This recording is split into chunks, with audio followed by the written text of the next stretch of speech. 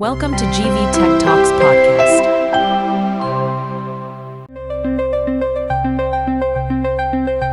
और कभी सोचा है कि जब हम नल खोलते हैं तो पानी बस आ जाता है, या गाड़ी में पेट्रोल डलवाना कितना आसान है। ये सब हमें इतनी आसानी से मिल जाता है कि हम शायद ही कभी रुककर सोचते हैं कि क्या ये हमेशा ऐसे ही मिलता रहेगा। और आज हम इसी पर बात करने वाले हैं। हम सब प्राकृतिक संसाधनों पर निर्भर हैं, लेकिन हम उनके बारे में बहुत कम जानते हैं। सही कहा। ये सिर्फ पानी या पेट्रोल की कहानी नहीं है, ये हमारे भविष्य की, इस धरती के संतुलन की कहानी है। बिल्कुल। और इस कहानी को समझने के लिए आज हमारे पास एक बहुत ही दिलचस्प गाइड है, कक्षा 10 की जीव विज्ञान की एक किताब। हाँ, हम इस किताब में दिए गए तेलंगाना के कुछ गांवों के असली किस्सों और केस स्टडी से सीखेंगे कि कैसे एक संसाधन की कमी जिंदगी बदल सकती है और कैसे थोड़ी सी समझदारी से हालात बदले जा सकते हैं। और हम सिर्फ कहानियां नहीं सुनेंगे, बल्कि उनके पीछे के विज्ञान और सामाजिक असर को भी समझेंगे। तो चलिए इस पड़ताल को शुरू करते हैं। और शुरुआत करते हैं तेलंगाना के दो गांव से, जो एक दूसरे के पास तो हैं, लेकिन जिनकी किस्मत में जमीन आसमान का फर्क था। वनपर्थी और वड्डी चेरला। एक गांव में पानी की कोई खास कमी नहीं थी, लेकिन दूसरे में हालात बहुत खराब थे। हाँ, वड्डी चेरला में भूजल स्तर यानी ग्राउंड वाटर लेवल वो बहुत नीचे जा चुका था। अच्छा। और इसका सीधा असर वहां के किसानों पर पड़ रहा था, खासकर उन छोटे किसानों पर जिनके पास जमीन कम थी। हाँ, हमेशा उन्हीं पे सबसे ज्यादा मार पड़ती है। बिल्कुल। जब पानी जैसे जरूरी संसाधन की कमी होती है तो उसका असर सिर्फ खेतों पर नहीं, बल्कि पूरे समाज पर पड़ता है। फसलें सूखने लगती हैं, आमदनी घट जाती है और भविष्य धुंधला दिखने लगता है। यहाँ एक दिलचस्प बात यह भी है कि धान जैसी फसल जिसमें पानी बहुत ज्यादा लगता है, बहुत ज्यादा, उसे किसान उगाना ज्यादा पसंद करते हैं। जाहिर है बाजार में उसकी अच्छी कीमत मिलती है। हाँ, लेकिन ये तो एक तरह का विरोधाभास है। जो फसल ज्यादा मुनाफा देगी वही सबसे ज्यादा पानी भी पी जाएगी। जब पानी ही न हो तो किसान क्या करे? इसी सवाल का जवाब हमें पास के ही एक और गांव कोठापल्ली की कहानी में मिलता है। कोठापल्ली। हाँ, कोठापल्ली की कहानी एक उम्मीद जैसी है। ये सतत विकास यानी सस्टेनेबल डेवलपमेंट का एक जीता जागता उदाहरण है। सस्टेनेबल डेवलपमेंट, ये शब्द हमने बहुत सुना है। आसान भाषा में इसका मतलब क्या है? इसका मतलब बहुत सीधा है। आज अपनी जरूरतें ऐसी पूरी करो कि आने वाली पीढ़ियों को अपनी जरूरतों के लिए तरसना न पड़े। मतलब एक बैलेंस बनाना है। बिल्कुल, ये एक तरह का बैलेंस है आज की तरक्की और कल की सुरक्षा के बीच। और कोठापल्ली ने यही बैलेंस हासिल करके दिखाया। ये सुनने में तो बहुत अच्छा लगता है, लेकिन क्या ये हर गांव में किया जा सकता है? कोठापल्ली में ऐसा क्या खास था जो ये सफल हो पाया? क्या ये सिर्फ सरकारी मदद थी या लोगों की अपनी कोई पहल? बहुत अच्छा सवाल है। और सफलता का राज यही था कि ये कोई ऊपर से थोपी गई योजना नहीं थी, बल्कि ये समुदाय और किसानों का मिलाजुला प्रयास था। हाँ, सबने मिलके किया। हाँ, उन्होंने 2 स्तरों पर काम किया। पहले पूरे गांव ने मिलकर पानी बचाने का बेड़ा उठाया। 14 बड़े बड़े जल भंडारण टैंक बनाए। बारिश के पानी को सहेजने के लिए 60 छोटे छोटे गड्ढे खोदे, जिन्हें परकोलेशन पिट्स। ये क्या काम करते हैं? कल्पना कीजिए कि बारिश का पानी जमीन पर गिरकर बह जाता है। हाँ, ये गड्ढे उस बहते हुए पानी को रोककर धीरे धीरे जमीन में सोखने का मौका देते हैं। जैसे हम स्पंज से पानी सोखते हैं, वैसे ही ये गड्ढे धरती के लिए स्पंज का काम करते हैं, ताकि जमीन के नीचे पानी का स्तर भूजल वो फिर से ऊपर उठने लगे। एकदम सही। इतना ही नहीं, गांव के 28 सूखे कुओं को भी इसी तरीके से दोबारा जिंदा किया गया। कमाल है। यानी पूरे गांव ने मिलकर एक तरह से अपनी जमीन का वाटर बैंक रिचार्ज कर दिया। और किसानों ने अपने खेतों में क्या बदलाव किए? किसानों ने भी खेती के पारंपरिक तरीकों को बदला। उन्होंने ब्रॉड बेड फरो जैसी तकनीक अपनाई। Broad bed furrow? इसे ऐसे समझिए कि खेत में सीधी सपाट क्यारियों के बजाय उन्होंने थोड़ी उठी हुई चौड़ी क्यारियां बनाई और उनके बीच में गहरी नालियां खोद दी। अच्छा। इससे हुआ ये कि पानी बर्बाद होकर बहने के बजाय सीधा इन नालियों से पौधों की जड़ों तक पहुंचता था। एक छोटा सा बदलाव, लेकिन पानी की बचत जबरदस्त। सही है। साथ ही ढलान वाली जमीनों पर कंटूर फार्मिंग शुरू की, यानी ढलान के साथ साथ जुताई करना ताकि पानी और मिट्टी बहकर ना जाए। मतलब पानी के साथ साथ मिट्टी का भी पूरा ध्यान रखा गया। और इन सब कोशिशों का नतीजा क्या निकला? नतीजा कमाल का था। ये सिर्फ पैदावार में कुछ किलों की बढ़ोतरी नहीं थी, ये सोच में एक बहुत बड़ा बदलाव था। किसानों की आमदनी बढ़ी, बंजर जमीन पर सीताफल और सागौन जैसे पेड़ लहलहाने लगे। वाह। जहां मक्के की पैदावार में 50 किलो प्रति हेक्टेयर की बढ़त हुई, वहीं अरहर में 250 किलो प्रति हेक्टेयर ज्यादा उपज मिली। ये तो बहुत बड़ा अंतर है। बिल्कुल। किसानों ने सीखा कि प्रकृति से लड़कर नहीं, बल्कि उसके साथ मिलकर काम करने में ही असली मुनाफा है। उन्होंने ये साबित कर दिया कि सही तकनीक और सामुदायिक इच्छा शक्ति से बंजर जमीन भी सोना उगल सकती है। कोठापल्ली की कहानी वाकई दिखाती है कि पानी और मिट्टी का रिश्ता कितना गहरा है, और इसी रिश्ते को मजबूती देता है एक और अहम संसाधन जिसे हम अक्सर भूल जाते हैं, जंगल। ये सिर्फ पेड़ों का झुंड नहीं है ना? बिल्कुल नहीं। जंगल तो धरती के फेफड़े हैं। वो हमें सांस लेने के लिए ऑक्सीजन देते हैं, हवा को साफ करते हैं, अनगिनत जंगली जानवरों का घर है। और मिट्टी को भी बचाते हैं। हाँ, मिट्टी को अपनी जड़ों से पकड़ कर रखते हैं ताकि वो बारिश में बह ना जाए। लेकिन आज वनों की कटाई एक बहुत बड़ी समस्या बन गई है। जब जंगल कटते हैं तो हम सिर्फ पेड़ नहीं खोते, हम उन जानवरों के घर छीन लेते हैं, मिट्टी को कमजोर कर देते हैं और वायुमंडल में कार्बन डाइऑक्साइड जैसी ग्रीन हाउस गैसों को छोड़ देते हैं, जो ग्लोबल वार्मिंग की एक बड़ी वजह है। सही। इसके संरक्षण के लिए हम क्या कर सकते हैं? क्या कोई ऐसा उदाहरण है जहां लोगों ने जंगलों को बचाने के लिए असाधारण काम किया हो? भारत में इसका सबसे बड़ा उदाहरण राजस्थान का बिश्नोई समाज है। हाँ। अमृता देवी बिश्नोई और 363 अन्य लोगों की कहानी तो सच में रोंगटे खड़े कर देने वाली है। हाँ, मैंने भी सुना है। उन्होंने पेड़ों को कटने से बचाने के लिए उन्हें गले लगा लिया और अपनी जान दे दी।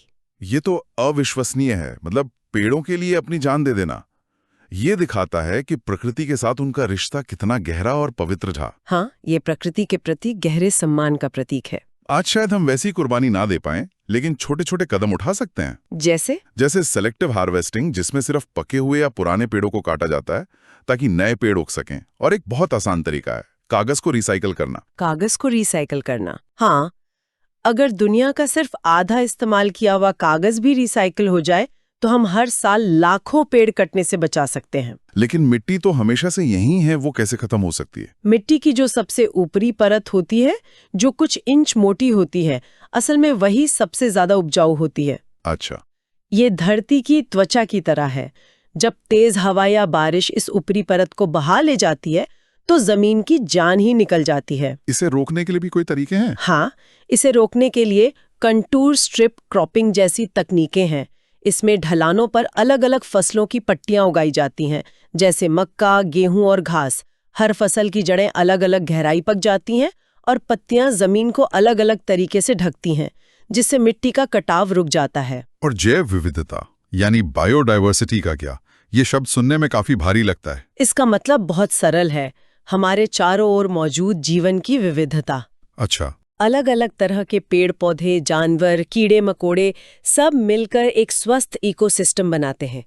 ये विविधता सिर्फ भोजन के लिए ही नहीं, बल्कि दवाइयां बनाने और पर्यावरण को संतुलित रखने के लिए भी जरूरी है। इसका कोई छोटा सा उदाहरण? देखिए, हम अपने घरों के आसपास सुंदर लॉन बनाने के लिए अक्सर एक ही तरह की विदेशी घास उगाते हैं। हाँ, ये तो होता है। ऐसा करने में हम उन कई स्थानीय पौधों और घासों को खत्म कर देते हैं जो शायद तितलियों या मधुमक्खियों के लिए जरूरी हो। ये तो बात हुई उन संसाधनों की जो खुद को नवीनीकृत कर सकते हैं, लेकिन उन संसाधनों का क्या जो एक बार खत्म हो गए तो दोबारा नहीं बनेंगे? जैसे जीवाश्म ईंधन, कोयला और पेट्रोलियम। हाँ, मैंने कहीं पढ़ा था कि जिस रफ्तार से हम तेल इस्तेमाल कर रहे हैं, दुनिया का तेल भंडार अगले 40-50 सालों में खत्म हो सकता है। ये तो वाकई डराने वाला आंकड़ा है। ये बेहद चिंताजनक आंकड़ा है और इसीलिए हमें तेल संरक्षण के बारे में गंभीरता से सोचना होगा।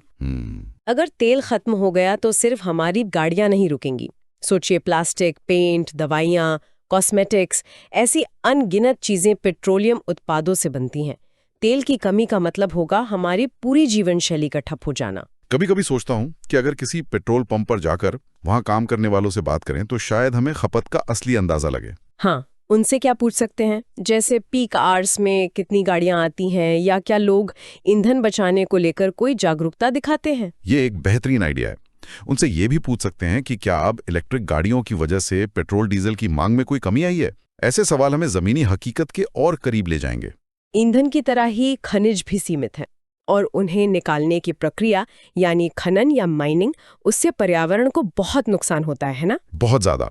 हमारे स्रोत में श्रीकाकुलम आंध्र प्रदेश का एक उदाहरण है जहां रेत खनन का जबरदस्त विरोध हुआ। हाँ, मैंने पढ़ा। बिल्कुल, ये विकास और पर्यावरण के बीच का क्लासिक टकराव है। एक तरफ देश के विकास के लिए खनिजों की जरूरत है, दूसरी तरफ उन 20 से ज्यादा गांव के लोग थे जिनकी रोजी रोटी और पर्यावरण उस खनन की वजह से खतरे में थे। तो यहाँ सरकार की भूमिका बहुत अहम हो जाती है। हाँ, कि वो दोनों के बीच संतुलन कैसे बनाए। तो इसका समाधान क्या है? क्या हमें विकास के लिए पर्यावरण की बलि देनी ही पड़ेगी? जरूरी नहीं। इसका एक समाधान है धातुओं को रिसाइकल करना। जापान और अमेरिका जैसे देश पुरानी कारों और मशीनों से लोहा और अन्य धातुएं निकालकर दोबारा इस्तेमाल करते हैं। अच्छा। इससे नए खनन की जरूरत कम हो जाती है। दूसरा, हमें खनन की ऐसी तकनीकें विकसित करनी होंगी जिनसे पर्यावरण को कम से कम नुकसान हो। तो इन सभी बातों को सुनकर ऐसा लगता है कि समस्याएं बड़ी हैं, लेकिन समाधान भी मौजूद है। एक आम इंसान के तौर पे हम इन संसाधनों को बचाने के लिए क्या कर सकते हैं? यहाँ पर 4R का सिद्धांत हमारी मदद कर सकता है: रिड्यूस, रीयूज, रिसाइकिल और रिकवर। चलिए एक एक करके समझते हैं। पहला है रिड्यूस, यानी इस्तेमाल कम करना। सही। यह सबसे आसान और सबसे असरदार तरीका है। जरूरत न होने पर लाइट पंखे बंद कर देना, टपकते नल को ठीक करवाना, जिससे हर रोज लीटरों पानी बच सकता है। मतलब अपनी आदतों में छोटे छोटे बदलाव लाना। बिल्कुल। दूसरा है रीयूज, यानी चीजों को फेंकने के बजाय दोबारा इस्तेमाल करना। हाँ, मुझे याद है मेरी दादी पुराने डिब्बों और कांच की बोतलों को कभी फेंकती नहीं थी। हाँ, हमारे घरों में भी ऐसा ही होता था। उनमें मसाले, अचार रखती थी। तब ये सिर्फ बचत थी। आज हम इसे रीयूज का फैंसी नाम देते हैं। प्लास्टिक की बोतलों में पौधे लगाना या पुराने कपड़ों से थैले बनाना, ये सब इसके अच्छे उदाहरण हैं। और तीसरा है रिसाइकल, यानी पुनर्चक्रण, मतलब कचरे से नई चीजें बनाना। हाँ, जैसे पुराने अखबारों से फिर से कागज बनाना या प्लास्टिक की बोतलों को पिघलाकर टी-शर्ट या जूते बनाना। ये पता लगाना एक अच्छी गतिविधि हो सकती है कि हमारे शहर या कस्बे में ऐसी कौन सी रिसाइकलिंग यूनिट है जो कचरे को एक नए संसाधन में बदल रही है। और चौथा और आखिरी आर है रिकवर, यानी पुनर्प्राप्त करना। ये थोड़ा अलग लगता है। इसका मतलब है कि अगर विकास के लिए पर्यावरण को कोई नुकसान पहुंचाना जरूरी हो तो उसकी भरपाई भी की जाए। अच्छा। मान लीजिए एक हाईवे बनाने के लिए 100 पेड़ काटने पड़े, तो रिकवर सिद्धांत कहता है कि आपको कहीं और उससे ज्यादा, शायद 500 नए पेड़ लगाने चाहिए ताकि पर्यावरण का संतुलन बना रहे। ये तो बहुत जरूरी बात है। इन सब बातों से एक सवाल मन में आता है, क्या प्राकृतिक संसाधनों का सही इस्तेमाल करना, उन्हें बचाना, एक तरह से अपने देश के प्रति कृतज्ञता दिखाने का तरीका हो सकता है? निश्चित रूप से। ये संसाधन देश की धरोहर है, किसी एक व्यक्ति की संपत्ति नहीं। जब हम पानी बचाते हैं, बिजली की बर्बादी रोकते हैं या जंगलों को बचाने में मदद करते हैं, तो हम सिर्फ पर्यावरण की नहीं बल्कि देश के भविष्य की रक्षा कर रहे होते हैं। हाँ, बिल्कुल। ये हमारी जिम्मेदारी है कि हम आने वाली पीढ़ियों को एक बेहतर और सुरक्षित भारत सौंपें। इसमें IUCN, जो प्रकृति के स्वास्थ्य पर नजर रखने वाली दुनिया की सबसे बड़ी संस्था है, से लेकर कोठापल्ली के एक आम किसान तक हम सबकी भूमिका है। तो आज की इस चर्चा से ये बिल्कुल साफ है कि प्राकृतिक संसाधनों का संरक्षण हम सबकी मिलीजुली जिम्मेदारी है। ये सिर्फ सरकारों या बड़ी कंपनियों का काम नहीं है। नहीं, इसकी शुरुआत हमारे अपने घर से, हमारी अपनी आदतों से होती है। और सबसे बड़ी बात यह है कि हमें विकास और संरक्षण को 2 अलग-अलग चीजों के तौर पर देखना बंद करना होगा। कोठापल्ली में हमें दिखाया है कि ये दोनों साथ साथ चल सकते हैं। यही सतत विकास का असली मतलब है। आज की जरूरतों को पूरा करो, लेकिन भविष्य की पीढ़ियों की जरूरतों से समझौता किए बिना। आज की बातचीत को खत्म करने से पहले हम अपने श्रोताओं के लिए एक सवाल छोड़ना चाहते हैं, जिस पे वो सोच सकते हैं। सवाल ये है, क्या हम इंसान भी प्रकृति का एक महत्वपूर्ण संसाधन है? और अगर है, तो कैसे? इस पर सोचिएगा।